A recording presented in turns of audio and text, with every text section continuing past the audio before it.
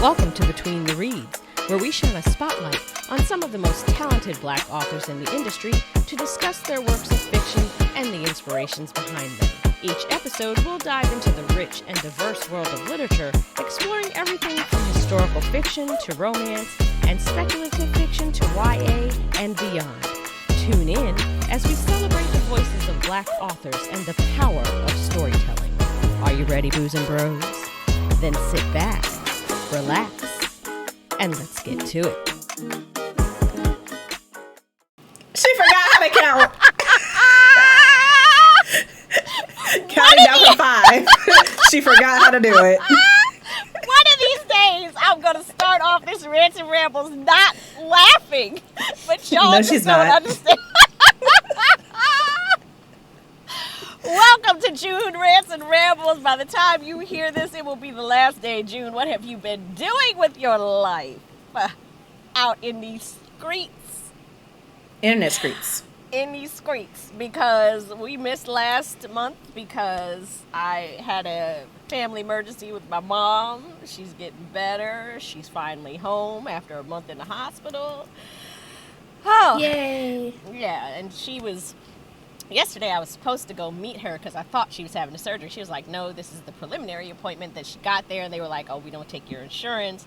So, but then the doctor he was like, I still want to see you anyway, and I'm not going to charge you because I need to make sure there's no more spinal fluid leaking and all that. So now she had that appointment.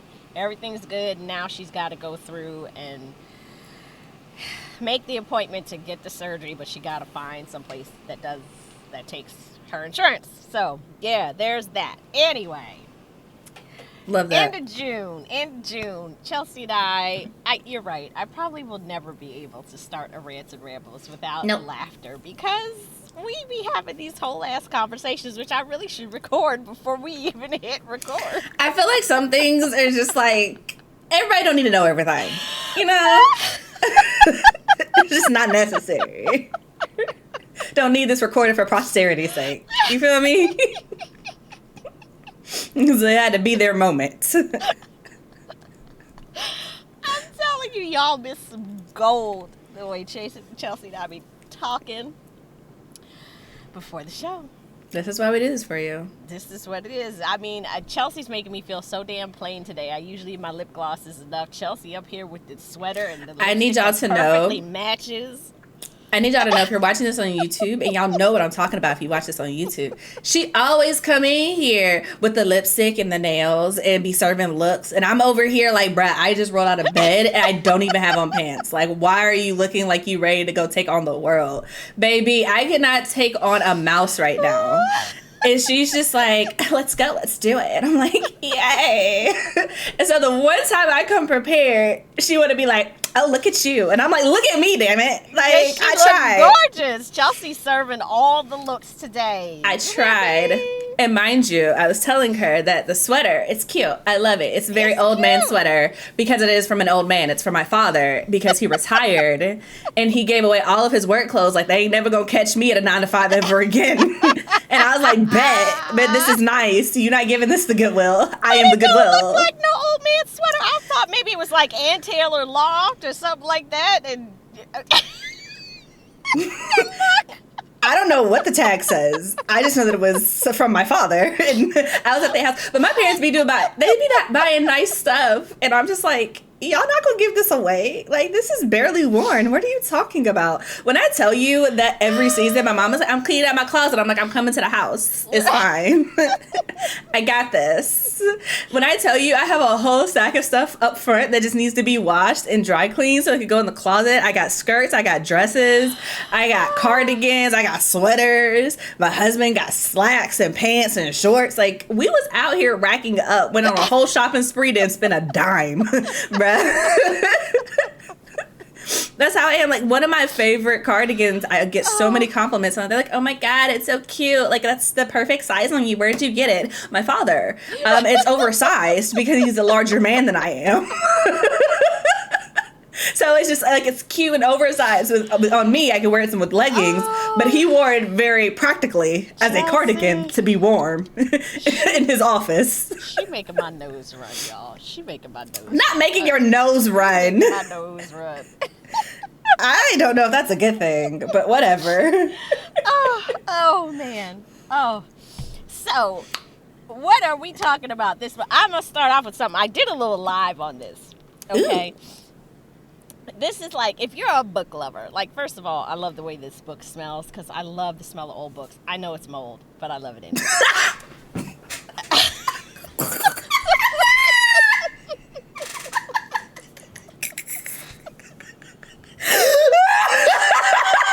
Finna get shit done on this episode, y'all. I wasn't ready. I wasn't ready. I remember one time I walked into the library and I was like, I love that smell of old books. And the librarian was like, yeah, that's mold. I understand because I love it too, but it's mold. Oh so my don't God. breathe it in too heavy, okay? And I was like, oh, I'm up here breathing mold. Y'all serving mold up in the library, okay? I'm dead. I am dead. Everybody else is like, I love the smell of paper and ink. And you're like, I love the smell of mold. It's old books, but I learned that it's mold. It's I need you to know that I worked out this morning, but it's mold. And my stomach hurts. So I'm going to need you to keep that to a minimum. Listen, mine too, because I started a 30-day plank challenge, and today was 3 45-second planks. You know what I love about you? On top of my yoga, on top of my strength training today, yeah. You know what I love about you, Audra? You have this personality of, I'm going to get it done. I try. And I don't have that spirit in me. And so when you're like, I am doing this challenge, and I'm like, don't tell me what to do. That's literally my first reaction. I'm like, don't tell me what to do. I'm not going to commit to this for 30 days. I will commit to doing something. Like, literally this morning, I was just like, oh, did I work out yesterday? I was like, bump yesterday. We're in today. It doesn't matter what I'm doing tomorrow. It doesn't matter what I did yesterday. It matters what I'm doing right now. And if I will figure out how I feel right now tomorrow. And if we do it again. Well, listen, I'm 28 days into this yoga beam challenge. It stands for balance, energy, ability, and mindset. And each day she rotates through a different thing, and we do. And today she took me through it. I was just like, you trying to play up in here? And I had already done my strength training and my planks. So by the time I got to yoga, my arms and legs were like, what are you doing? Yeah, I keep telling myself that I'm going to do more. And then I don't. And then I'm like nice with myself. I'm like, the fact that I got up and I got dressed and I put on my workout clothes and I was hopping around with Grow with Joe on her YouTube channel. When I tell you, I'm going to say this. And if you have ever seen Grow with Joe, you understand what I'm about to say. I do her videos. Okay. I do her cardio. And if you're watching this on YouTube, go watch just one. Just watch the first 5 minutes of Grow with Joe. And understand what I'm about to say. And that it comes from a place of love. When I tell you I'd be in my living room cussing that woman out, like, this preppy bitch. Why is she smiling at me? Why is she so damn happy all the damn time? Yeah. Joe, I am dying. Stop telling me to smile. No. And I'd be literally like, punch, fuck this bitch, do it. Ah! And then I get it done. And then there's some days where I wake up and I'm like, I can't do her joy. She has so much joy. And I love that for her. I'm like, I can't do it. I need somebody who's a little bit more upset. I need it. And that yoga challenge I did today, yoga's supposed to be zen and peaceful, and she had us doing all this, she's like, we're gonna build heat today, and we're gonna really, push ourselves. And she's like, find your breath here. I'm like, bitch, I can't find nothing. I was panting like a whore in confession. I could not find nothing. Okay, I couldn't find no breath. I was shaking. I got it done, but I was shaky. I was wobbling. I was panting. She was like, inhale. I'm like, I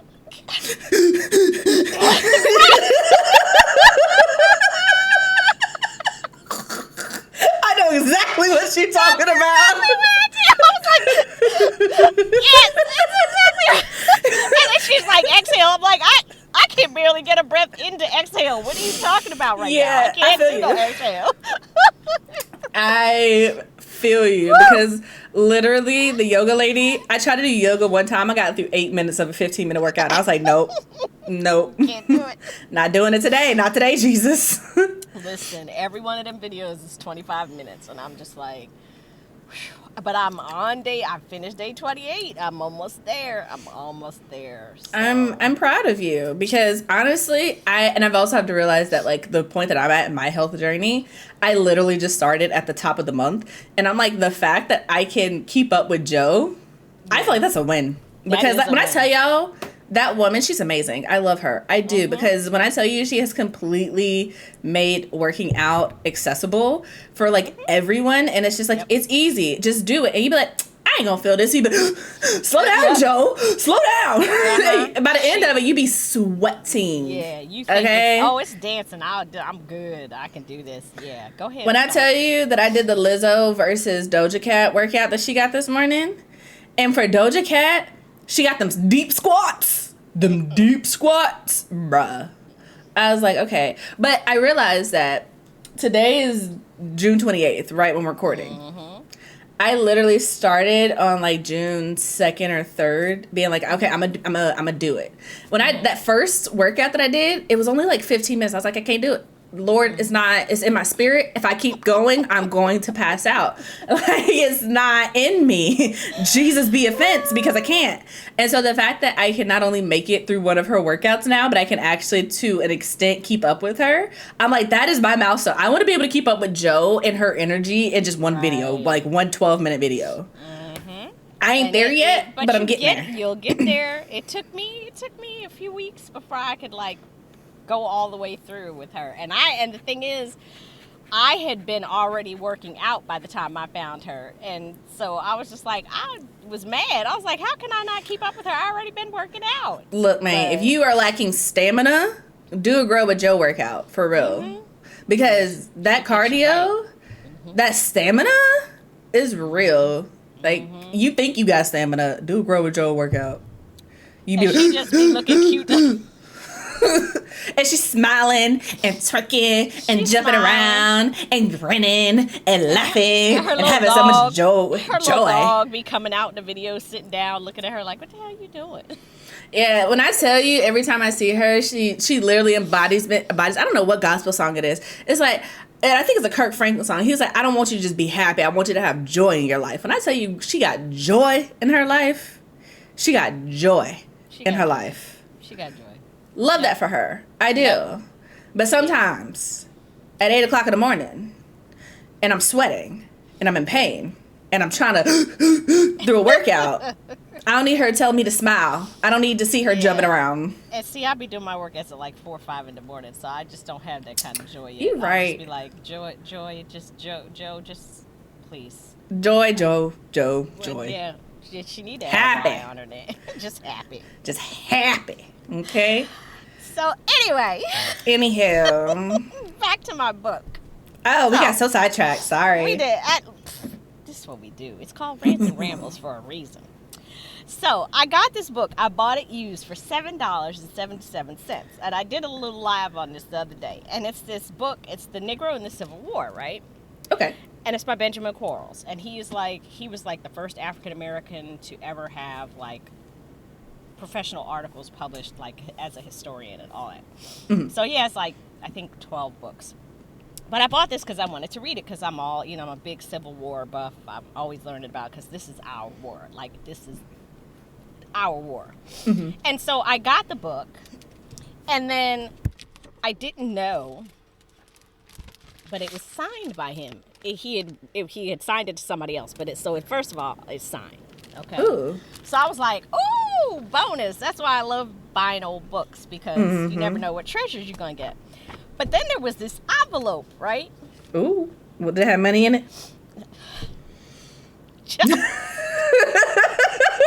You just took all the wind out of my sails. Oh, I'm so sorry. No, there's no money in it. Okay. Now people going to be like, ain't no money in it. Who cares?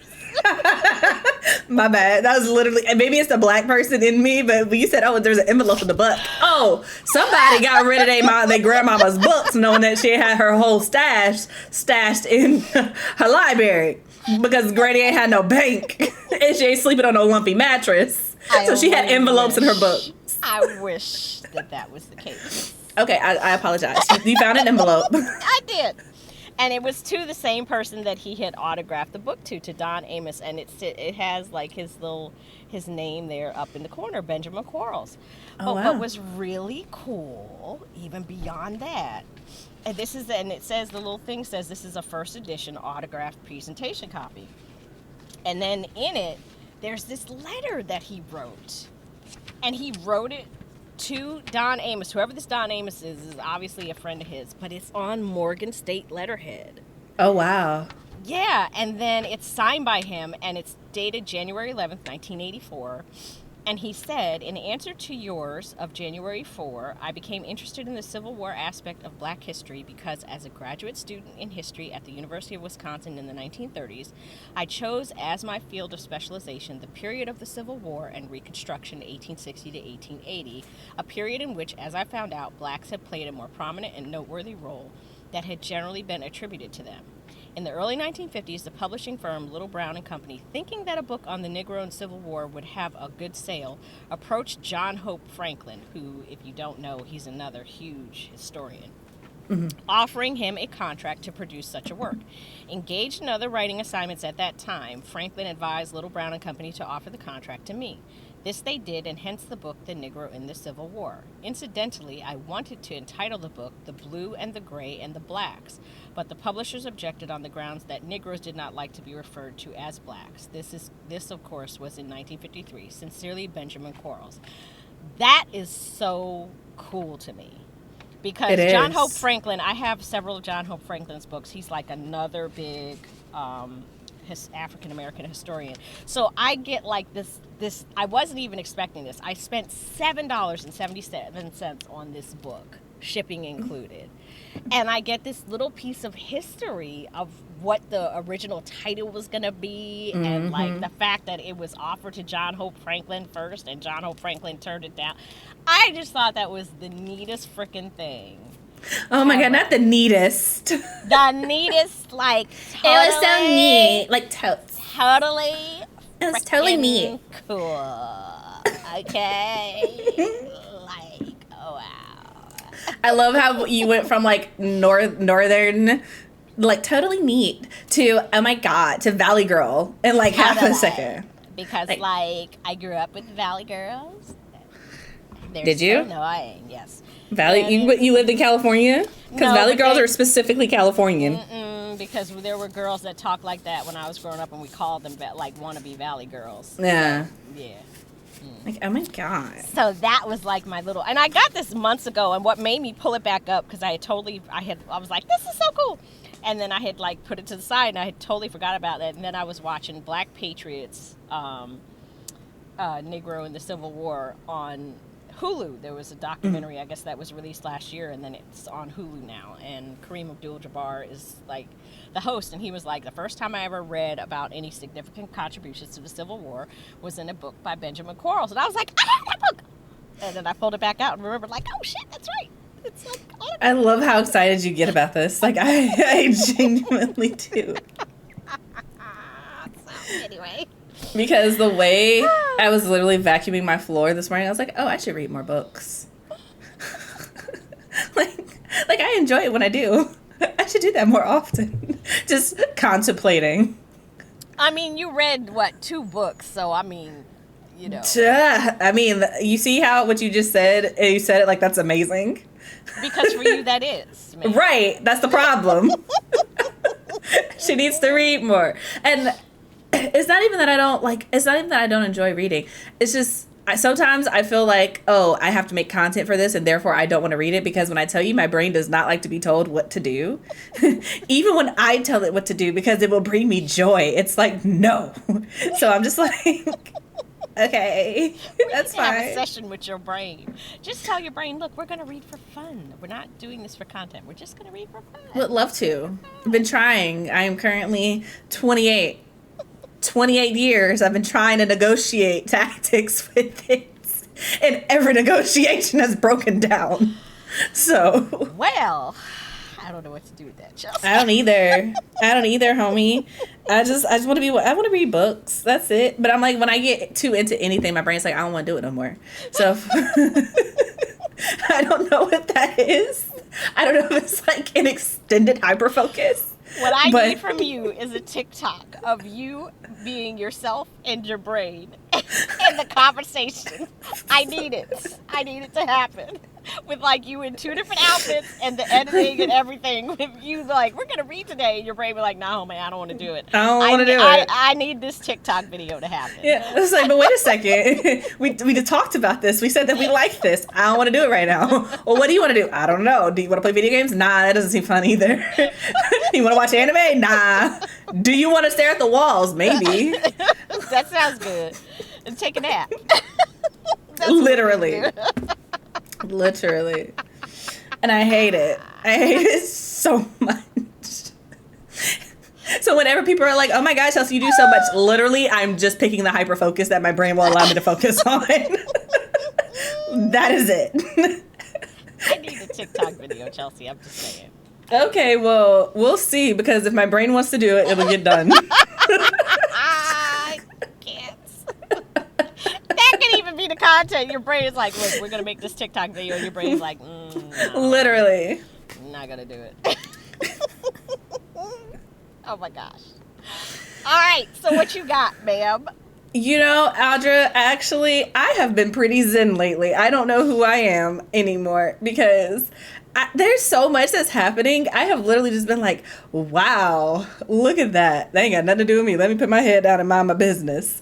Because there are so many things that I could rant about. Like, we could rant about how people are talking about review bombing, and they're like, oh my God, that shouldn't be a thing. And then they're, okay. You know what? I lied. I do got a couple things to rant about. So let me go ahead and Review bombing? What the hell is that? Okay, look. So review bombing is basically when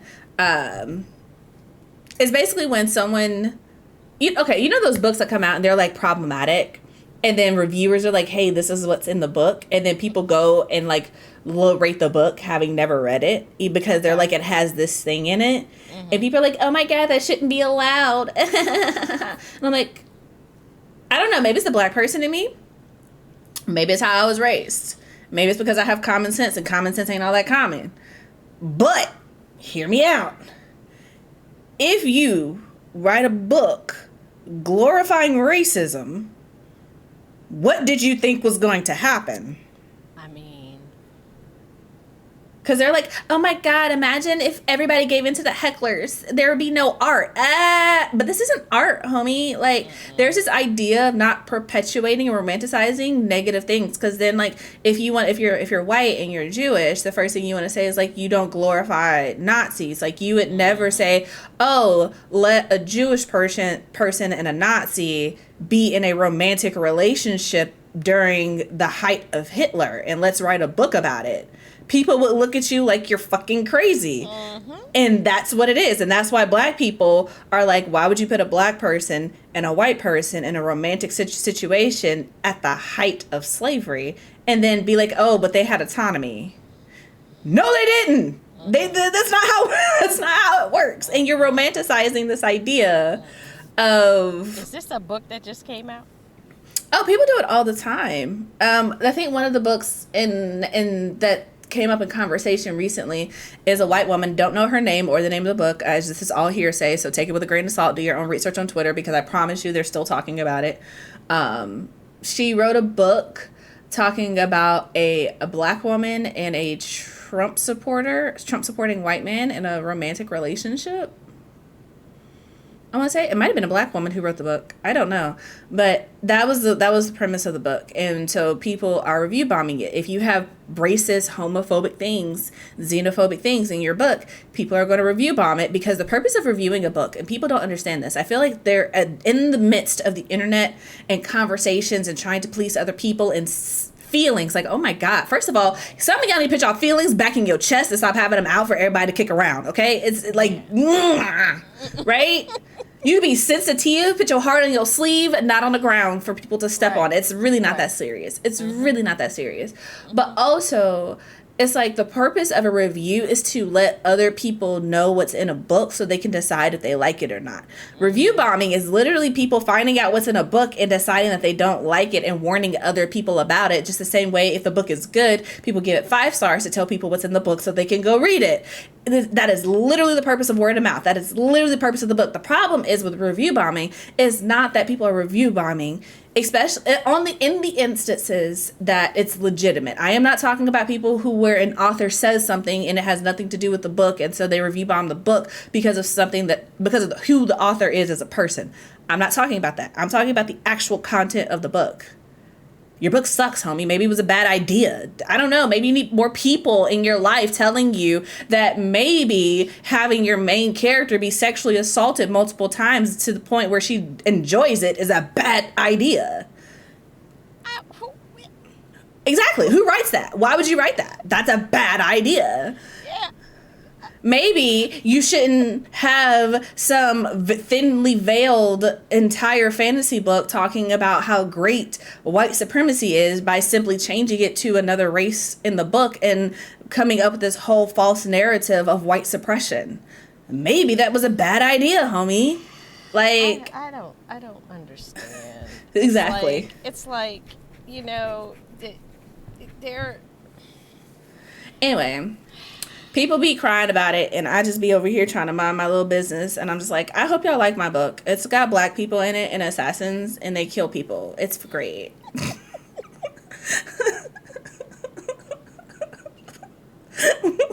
Literally the pitch for my book. It's fantasy, it's black people, they're assassins, and they kill people. That's it. That's the whole premise of the book. They send people to the gods all the time. They're gods. There's a queendom, matriarchy, whoop whoop. And they do some stuff as an adventure. It's a real adventure. Yeah. They people like it so far. They give no fucks when they send people to the gods either. They're not. Oh, Aja. So, okay. I do this thing that is honestly... It's not healthy. I know it's not healthy, but whatever. We all got our bad habits. Whatever. I read my reviews on Goodreads because I like to know. Okay. I like to know. Brave. Honestly, my brain does what it wants. I have no control over it. Okay? So, I'm just like, I'm on Goodreads and I'm like, ooh, let's see what we got. Because I'm just curious. I just want to know. And also, for me, I'm like, what did you find? Oh, I got a 2-star review. And I was just like, oh, what's she saying about my book? Because the thing about me, the way that I am so vain, y'all, like I have this false humbleness for the internet, but I am so freaking conceited. It's problematic, honestly, because I think I'm the shit and you can't tell me any different. I know that I'm fucking amazing and I know that I'm talented and I know that I wrote a damn good book. So if you don't like it, that's a you problem, homie. Maybe you just didn't comprehend it. Maybe you didn't get the subtext. Maybe it just wasn't for you, but the book is good, right? Mm-hmm. Anyway, 2-star review. And she was like, basically... She's like, the book was good, but the things that I wanted to happen didn't happen until the end.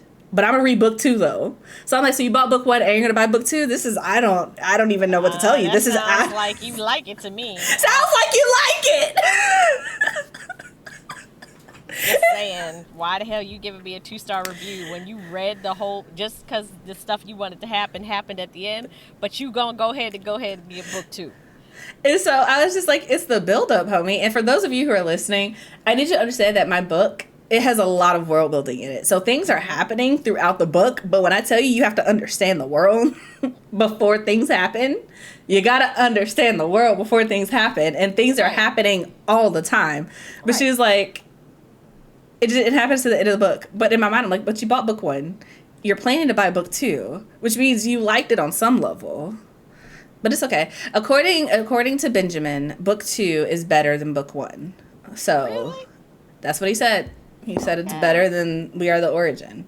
And so I'm like, that's high praise. We'll see. Okay. But I'm almost done as of this point. And I think that's probably part of the reason why I don't have so many things to rant about, because I have literally just been like, okay, work out, edit, sleep, eat, work out, edit, sleep, eat. Like, in that order. So I have literally been doing nothing but looking at the same document for so long. And honestly, the book got longer and I don't know how. And I'm just like, how do we get from 105 to 111? I don't know. I don't know where these 6,000 words came from. I did not write them. They just appeared out of nowhere.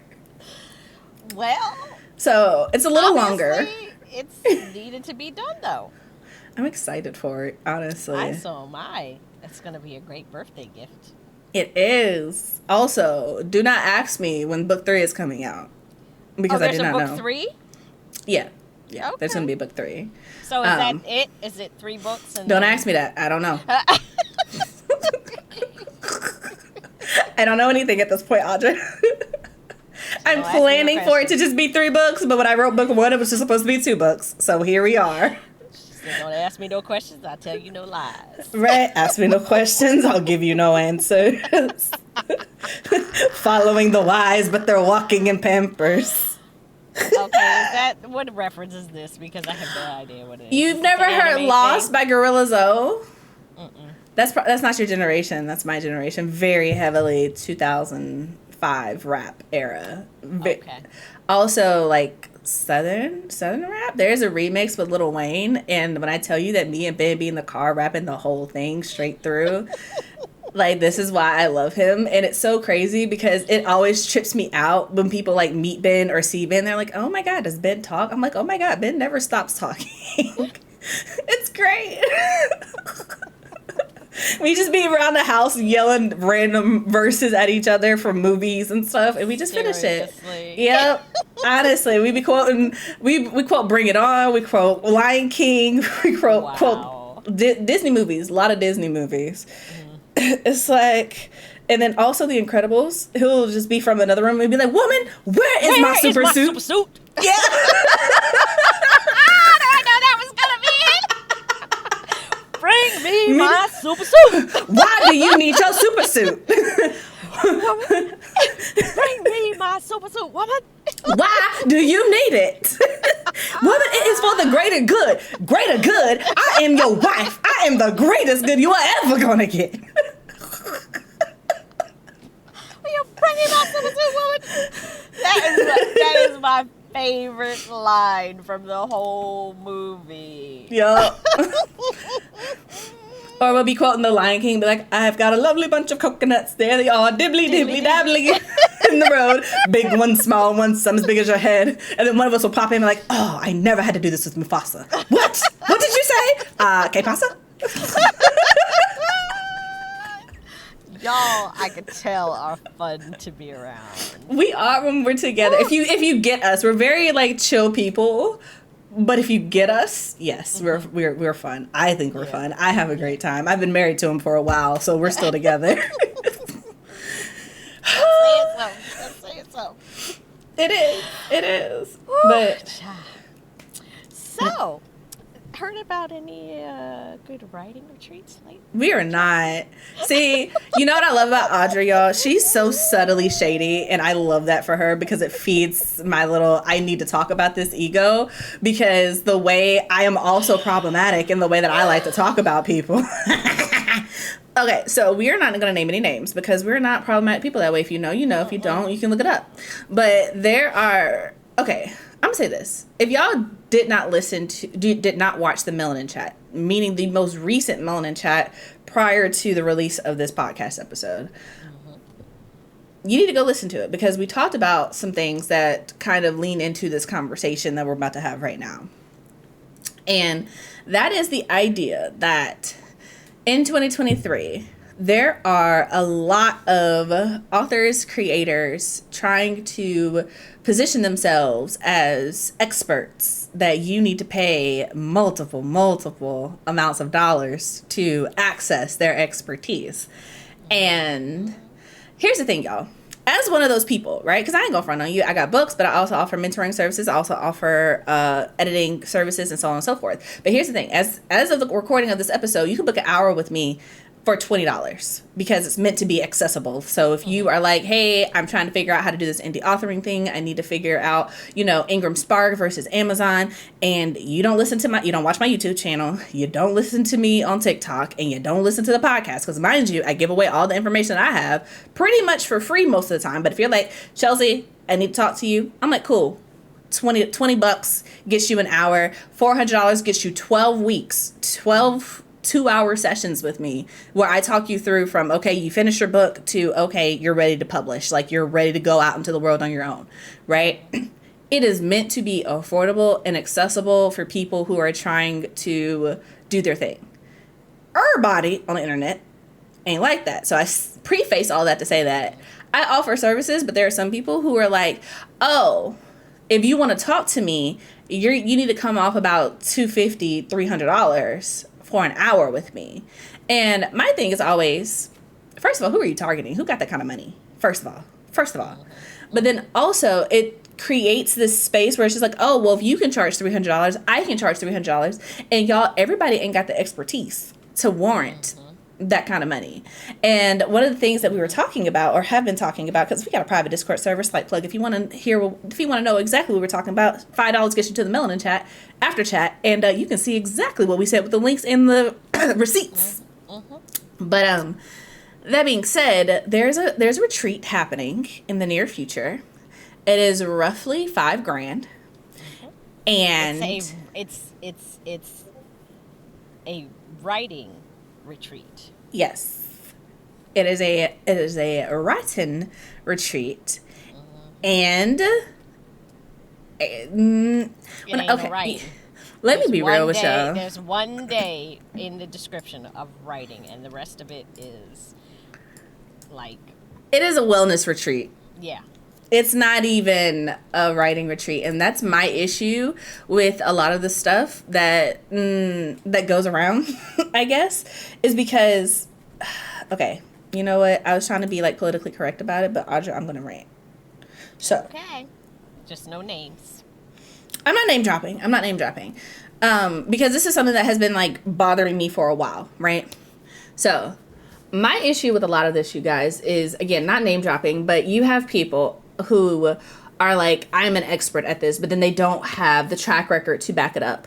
I don't understand how you're going to teach me how to be a award-winning gymnast if you don't know how to tumble. If you have never been in this career, I don't know how you're going to teach me how to be a world-class chef if you've never been in the kitchen. I don't know how you're going to teach me how to play soccer if you've never played in a game. I don't know how you're going to teach me how to be an award-winning author if you don't have any books written where I can see the awards.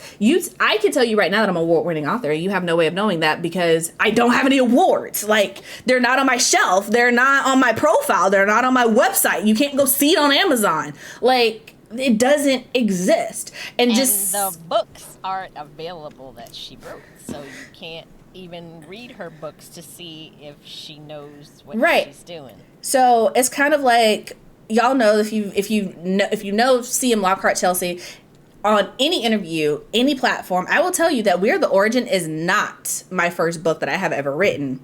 It is my first fantasy novel. It's my first full-length novel, and it's my first fantasy novel on top of that, which is why I call it my debut novel, because that's what it is. It is not, however, the first book that I have ever written and or published. I published a novella called Keeping Promises. I don't like to talk about it because it's not really my style. It came from a place that doesn't exist anymore, and it's a place that I am very heavily not going back to. So if you like it, love that for you. I'm so sorry you're not getting more content similar to this. So I don't really promote it like that. However, it still fucking exists. Okay, so if I tell you, you can go to Amazon, you can go to my website right now, and you can go purchase a copy of Keeping Promises. Like, it is there. It still exists. But the thing that I dislike is when people position themselves as, oh, I am an expert. Oh, I can teach you how to do this. But you have no backlog. I have no way to confirm that what you're telling me is the truth. And then on top of that, you are not charging an accessible price. You are not charging a price for, okay, I'm getting started. Because here's the thing, if you want to be a coach of any kind to mentor people into a space that they are trying to navigate into, because let's be real here, if you're listening to this podcast, if you have listened to the Written in Melanin podcast, if you are familiar with me and Audra, you probably, making a general assumption here, if I'm wrong, I'm wrong, but a general assumption here is that you generally fall into the category of I'm a reader or I'm a writer. And generally speaking, for writers, most people are trying to achieve the goal of full-time authorship if they are looking for coaches, for mentors, for resources to teach them how to better do what they are currently doing. most people, if they are self-publishing and they are looking for resources on how to do it, are ultimately trying to find a path to be a full-time author, which means that if your prices are super high, that means that either A, you're only targeting people who are not full-time authors and still have a full-time job, and people who have a full-time job, generally speaking, are not trying to make the leap to full-time authorship because they already have a career and it's a hobby. Or you're marketing to people who don't have a full-time job, who are trying to be full-time authors, and those people generally do not have the funds to pay multiple thousands of dollars for your expertise. And so when I see stuff like this, I always go to the question of, okay, from a business standpoint, who do you think is going to purchase this? And from a business standpoint, what value are you actually offering to warrant this kind of investment? Because it's just like a car. You know, if you're going to, you expect a different type of product if you go buy a Honda versus a Porsche. Okay? You need the money to warrant the kind of product that you are receiving. And a lot of these people on the internet do not necessarily offer the kind of the kind of service, the kind of product that warrants these 4-digit price tags. And this is not me throwing shade at anyone, but it's just kind of like the thing that upsets me about all of this. Oh, go ahead. No, I was just going to say, if you're going to charge that kind of money for a retreat and you're calling yourself a full-time author, I should be able to access your books, and I can't. And because I want to read your books to see if your books are up to snuff, if your writing is up to snuff, so that I can determine whether I want to spend all this money on this non-writing writing retreat. Yeah, and that's the other thing with this retreat, this specific retreat that we're talking about, you guys. The other thing that upsets me about it is the fact that there's no writing involved. There is a writing block or whatever, and if you're on YouTube, you can see the air quotes, but if you're listening to this on the podcast, they have a writing block, which just basically, according to the website, sounds like, oh, I'm gonna leave you alone to do what you want to do, which means it's not really focused. There are no workshops, there are no writer circle critiques, there are no lessons, there are no improve your craft. It is do some yoga in the morning and then have breakfast. We'll talk about unlocking your inner childhood or nurturing your inner child. And then you're free for the rest of the day until dinner, in which case we'll check in with each other. And they're calling it a writer's circle. There's nothing wrong with that in itself, but you're calling it a writer's retreat. Yeah, and that's not it. Most writers' retreats, from people that I know that have gone to actual writers' retreats, there are defined writing sessions every single day, and people, they shoot ideas off each other and they brainstorm and they critique each other's work and help each other, it's a space. Yeah. That it's the idea of a writer's retreat is that it has to offer enough benefit that you cannot get simply from being in separate spaces, where you need to be in a space, a curated space together. I know, because one of the things that I'm trying to do with Written in Melanin is to organize a writer's retreat next year, because I want to be able to do something like that for my community. But I'm also like, if we're going to do this, it has to be well thought out, and it has to be more than, okay, we're just going to go hang out together. And if that's all that it is, fine, but call it that. Right. So the thing that makes me upset, honestly, about all these people who do stuff like this is that, as someone who runs a legitimate business on all fronts, whether it be my mentoring services, whether it be the Melanin Library, or whatever it is that I do, it's, first of all, it's legit, but second of all, it offers actual value.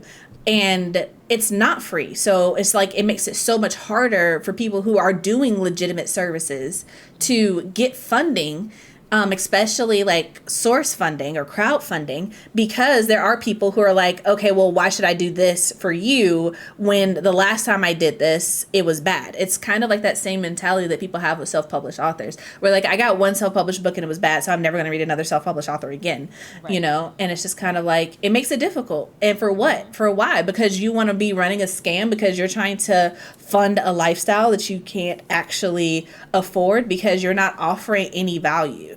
And that's my thing. I don't like scams. I don't like people being dishonest, because it's just call a spade a spade. It is what it is. It is what it is. You're just trying to do the bare minimum so that you can get the most money out of it. And that's what you're doing. That's what you're doing. But don't phrase it that so that you're preying on people who are actually looking for help. You know, that's like offering someone who's drowning in a storm a floaty and be like, oh, you'll be okay. Like, nah, homie, you sent me a floaty when I was looking for a boat. Like that doesn't help. Ship to come and pick me up. Yeah. Anyway, I digress. It's a lot. It's a lot. And I'm just saying that if you have all these books, how come I can't get to any of them? And how am I supposed to judge whether you know what the hell you're doing to even be in a position to tell me what I need to do? Yeah. I mean, I will say this. The only thing that I can appreciate is that the website makes it very clear that said person hosting it is not there to teach you nothing. You're there to yoga and meditate and journal. But also, I guess the other thing is that looking at the website, it was very clear that it was for writers. But she also said, like, hey, maybe you just want to put writing in your life and you want to, like, write journal entries. I'm like, so you're going to pay money to go on a retreat to write journal entries, homie? $5,000 to go write journal entries. I think it's mostly with people who are unhappy with their life, honestly, because also the way that she phrased it, like, oh, if you're trying to get away from your kids, your job, your spouse. And I'm like, homie, if you are trying to get away from your spouse, vacation from your spouse, something is wrong. You need to probably take that money that you're going to spend on this vacation and go to a divorce lawyer. Not even a divorce lawyer. At the very least, go get some couples counseling because you should not want a vacation from your spouse. Kids, maybe. Your spouse? I don't know about that, homie. I don't know.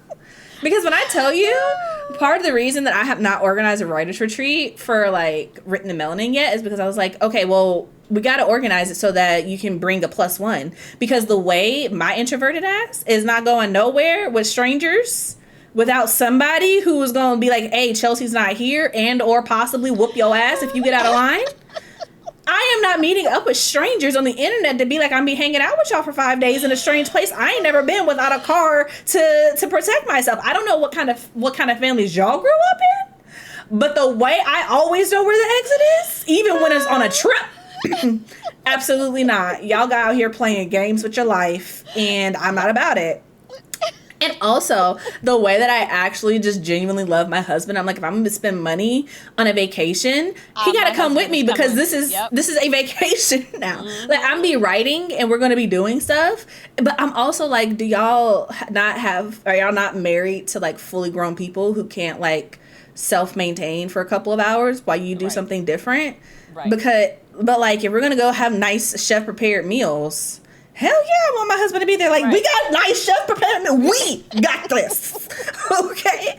And the way I absolutely need to be able to go to a safe space and talk to someone who understands, like, oh, you're getting worn out. Maybe you shouldn't do this today. Right. You know? Mm-hmm. Or like, oh, did you see that? Did you see how she just walked across the room? Like, why is she wearing that? I need somebody who's going to talk shit with me, okay? There's a reason I married the person that I like to talk shit with, okay? Like, I know we at the beach, but baby, you got on a string bikini. This is a professional affair. What is your one piece? What is your bikini? Cover your tatas. You're in that high. I can't take it. This is who I am, y'all. I make no. I'm not gonna pretend to be someone different. Oh, Chelsea. I'm just saying, if we going to the beach, you better come covered. Otherwise, I'm going to talk about you. I am. I don't care if you got a banging body. Bitch, you better cover it up while you're in my presence. Because I'm be like, that's so inappropriate. Why you out here trying to seduce people? Ain't you married? Like, who are you doing this for? Ain't no damn mirror out here. You're not doing it for your damn self. So what? So why? You don't understand there are time and a place for everything? Huh? Just saying. And there you have it, y'all. That's the end of the show because I can't top that. I really just do this show. Let me tell y'all how Rants and Rambles came about. Because when the Melanin chat stopped, I was like, I need my outlet with Chelsea. I need to be able to talk and laugh and giggle and just be silly. And I was like, so I'm going to take a page from Chelsea's book. I was like, you know what'd be fun? You know what'd be fun? And I went to Chelsea at the beginning of the year. I was like, you know what'd be fun? If we do Rants and Rambles and just talk about any and everything that our hearts desires, and we could do it at the end of every month. And she was like, and I'm sitting here thinking she ain't gonna go for this. She's like, I'm down. Set up the dates. Tell me when and where. What? Honestly, and this is something that I feel like I could definitely talk about more, like, just in general, is the fact that, and you understand this, Audra, sometimes you get tired. Sometimes you get tired of being the host, especially, like, as a Black woman. Mm-hmm. Yes, there is this, like, almost knee-jerk reaction of, fine, I'll just do it myself. But also, eventually, you get tired, and you're just like, I don't want to do it myself. I don't want to host. I don't want to organize. I don't want to reach out to people. I don't want to be in charge. I don't want to have to do all this. It takes a lot. And the thing is, it's just like, when you're in charge of something, like, I love all the things that I do. Like, I love podcasting. I love doing my YouTube channel. I love writing books. I love helping people. But when I tell you, Ben can attest to this. When I tell y'all, if I'm the reason that I married Ben so that he could never go into court and testify against my secrets, because he got all of them for real. But Ben will be quick to tell you that, like, sometimes I am literally here, like, I don't want to do it no more. I don't want to be in charge. Like, especially when it comes to the Melanin Library. And I don't know if a lot of people know this. I say this a lot, actually. I was like, the only reason the Melanin Library exists is because no one else is willing to do it. Is because I was like, why is there no space to just go find books by Black authors? Why is it this difficult to find books by Black authors? And I'm like, it's a website. Why did no one set up a website? And I'm just like, y'all bugging. Fuck it. I'm gonna do it myself. And so I did, but also it's like, it's work. And so when I was telling my mom about it or whatever, she was like, you gotta protect it, and you need to do this, and you need to expand. I was like, expand? First of all, if somebody offers me a check with enough zeros, I'm gonna hand it over. All right? This is a lot of work. And it's just like, literally we're at a point where it's just like, I have so many ideas, and I do want to actually expand the Melanin Library into doing more, because, you know, I'm not trying to be like Goodreads, because the way that you need moderators for that, and I ain't got money to pay moderators. Mm-hmm. But I also do want this aspect of being able to do more with the library than what you can currently do. But it's like, it's hard, because first of all, you need money. And the thing is, especially when you're Black and you're starting something from the ground up, you almost have no capital, and everything that you do invest into it, you have to invest into it yourself. And as someone who writes full-time, like, I got money for my books, but I ain't got money for my books. You feel me? And so it's just like, I'm not trying to, like, take every dime that I've ever earned to sink it back into this thing as a free resource. I'm saying this generalizing. Don't take it personal. Hit dog gon' holler, if you feel me. But I ain't trying to do all this for y'all. Y'all ain't paying me. Y'all not sending me no money. I'm not making money off of the Melanin Library, which is another thing that I don't think people realize.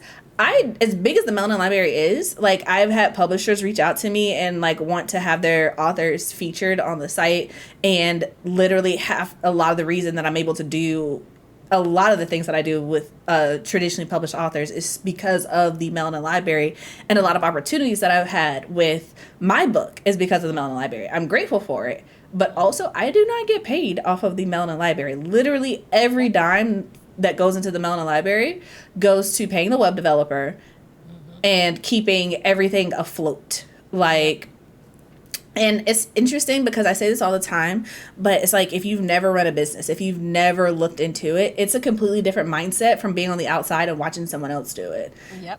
Because when you realize that, because there are a lot of free options. It's like, oh, well, you can set up a WordPress for free.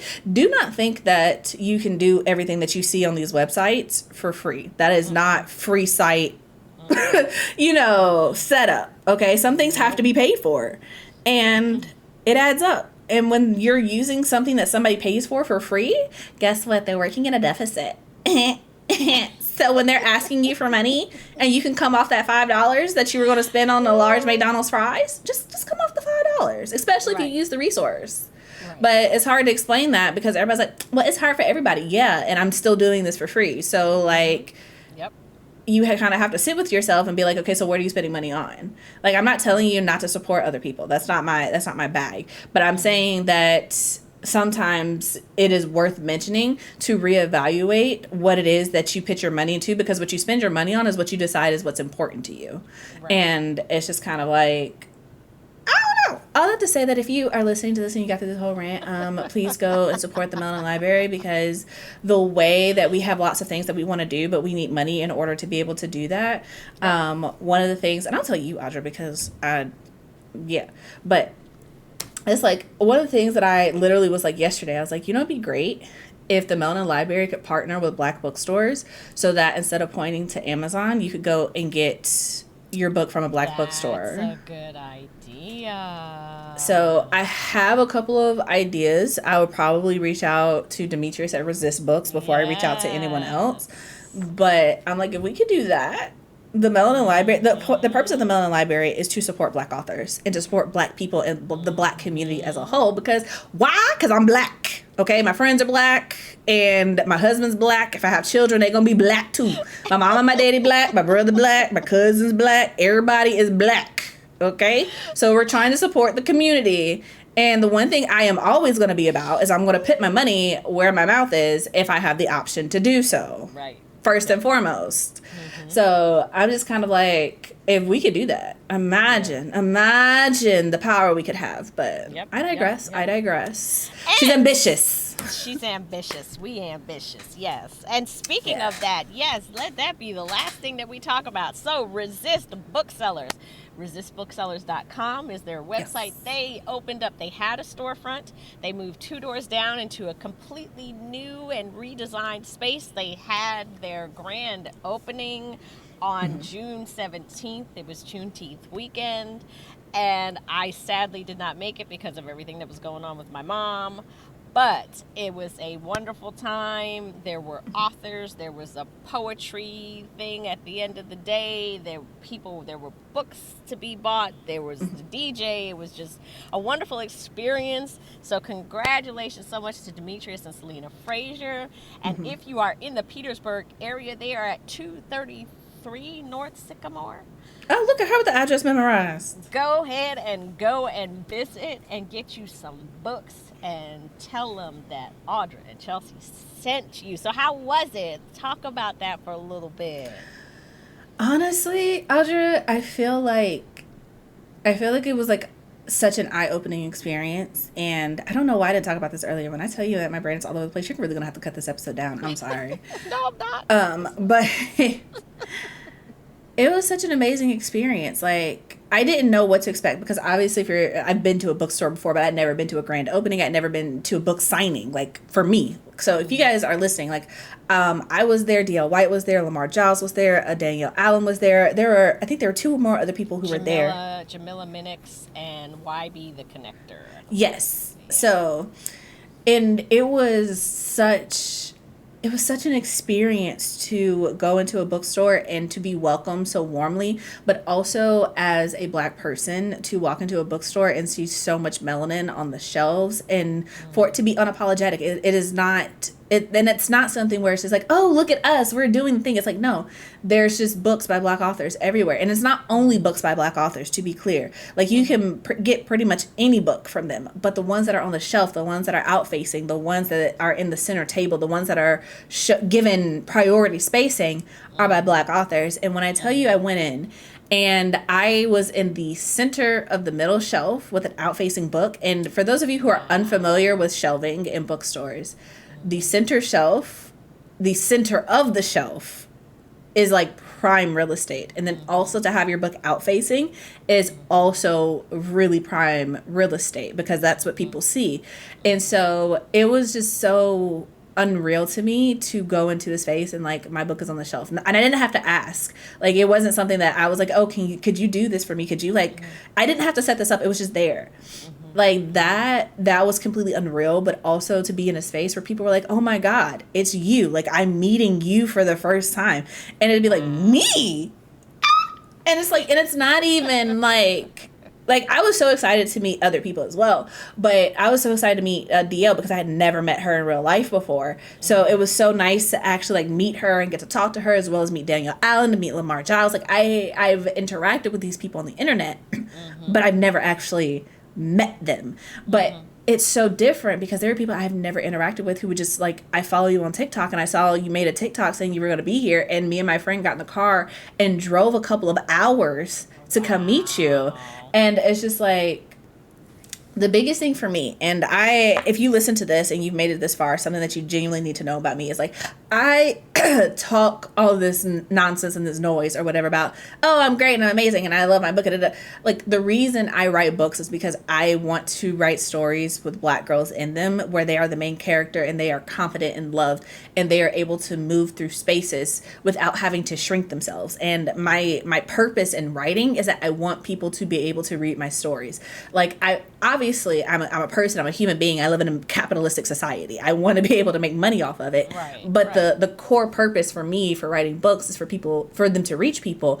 And the fact that I got to meet people who were excited to meet me because they love my books. They already have copies of my books, but they were buying it again so that they could have it signed and to meet me. It's just like, that is unreal. And it was just an affirmation because like having a goal like that of I just want my book to reach people and to resonate with people. There's really no real way to quantify that. And so to have it quantified for me without asking, it was just a very unreal experience and also very humbling because it's just like, I know that I'm great, but I also don't think very highly of myself in the same breath. Like, I never forget that I'm human. I never forget that like every author sits down and puts the amount of work and love and dedication into their books that they can. And like, I am not unique in the fact that I feel proud of what I have created. So it was just I'm just very grateful for the entire experience and the way that it was set up and the fact that, I've been asked to come back. So I'm like going up there September 2nd for the signing of We Are Dying Gods. And the fact that he had so many books there are little things where it's just like, with We Are the Origin, I have asked to do book signings in other locations. And it was always, oh, well, you pay us a certain amount of money and we'll set up a table and you can bring your own books for you to sign, which basically like you have to do all the work. We're not going to do anything except give you a table in our space. You get access to our foot traffic. And it's like, that's cool, but they're not going to promote you. They're not going to put it on their website. They're not going to tell people about it. Like, you have to do all of your own legwork. And with Resist Books, it was not that. It was like, we had a table right up at the front. So as soon as people walked in, they could see us signing books. And when I tell you that he had crates of my books, like the hardback and the paperback, it's just like, I didn't have to ask, do you have a stock of my book? He did. And by the time we left the store, the hardback version of my book on the shelf was sold out. And it's just kind of like that. It means a lot. It does. And you can't get that at Amazon or Barnes & Noble or Absolutely Books A not. Million. Indie bookstore, Resist Booksellers. That's why you got to support your local Black-owned bookstores. You absolutely do. And also the fact they're able to do this. Like, I don't think people realize, going back to like, I don't think people realize how hard it is to run a business, how hard it is to start something from scratch and to have an idea and to bring it to fruition. And to have the capital to do that. To have the capital to do it, and also to have the people resources to be able to do it, because it's not just, oh, I'm going to do this. It's like, oh, I have the authors to come in for the signing and to support the community. And it's just like, if authors want to be treated well, I feel like it's so important for readers to be mindful of the people who treat authors well. If you want to be able to meet your author, if you want them to have more signings, then it's like, you've got to support the places that are supporting that type of mindset, that kind of thinking, where it's just like, yeah, we'll do that. And make sure that they stay afloat and that they exist and they have the resources to be able to do that. And if an author says they're going, go support them so that it's showing the store that it's not a wasted effort. Right. Absolutely. Absolutely. It's a community. Everybody has to participate and play their role in the community. Absolutely. And I'm just so damn proud of you and you being there. And I'm so damn proud of Demetrius and Selena, because like I said, they had the original storefront space. And then they went and had, like, he sent me videos and pictures of it being gutted and built the way that takes capital. That takes Yeah. You know, there's no other way to say it. That takes capital, and the fact that I just love seeing a Black power couple that has the capital to be able to do that is just amazing to me. And it broke my heart that I couldn't be there. It broke my heart. I was going to be there and kick off Black Indie Author Week. It just broke my heart that I couldn't be there, but I got to at least watch it, you know, the lives and stuff. So, yeah. It would have been great, honestly, if you were there. I'm not gonna lie. Yeah, but you know, things happen, life happens, but Life happens. The books, you know, and DL was talking about how her hotel didn't have any power and there was thunderstorms, but everything held off for the grand opening, so that was good to see too. Absolutely. And it was just like, I think when we went, his store was the only block with power. Wow. And it was just like, that's God. If I've ever seen it. Yep, that is. So yeah. That is. I heard your mom, you said your mom fangirled when she met DL. She did. My mom fangirled so hard, y'all, and I loved that for her. Like, because she loves DL's books. So she was like, I want to meet DL. I want to meet DL. She wanted to meet you too, but she was like, oh, I understand. And I explained to her, you know, you had stuff going on, life was happening. She's like, I understand, but next time. So she's coming to the signing that I'm doing. It's September 9th at the Richmond Book Bar. So you got to come to that one because she wants to meet you. Okay. Will do. Yeah. Will do. All right, y'all. Well, we're at an hour and 5 minutes. So if you've made it this far to the end, Thank you so much for another episode of Rants and Rambles. What are you going to do for July, y'all? Because really half the year is gone. That's crazy. Yeah. Half the year is gone. Crazy. Half the year is gone. So, I hope you all are doing well. I hope that you're doing well in your life. I will have links to all of Chelsea's socials down below. And, of course, links to my socials down below if you're watching this on YouTube. And, of course, they'll also be, if you're just listening audio, it'll be on the audio as well. So thank you so much for joining us for another episode of Rants and Rambles. And as Chelsea likes to say, what do you say at the end of your show? Until next time, you guys, I hope your days are lovely and your books are interesting. Bye, you guys. Thank you for lending me your ear today. If you've enjoyed this independent podcast, you can help me continue to shine the light on Black authors and their stories by becoming a patron at patreon.com/betweenthereads or by giving a one-time gift at www.ko-fi.com/betweenthereadspodcast. That's ko-fi.com/betweenthereadspodcast. Tune in next time for another great episode.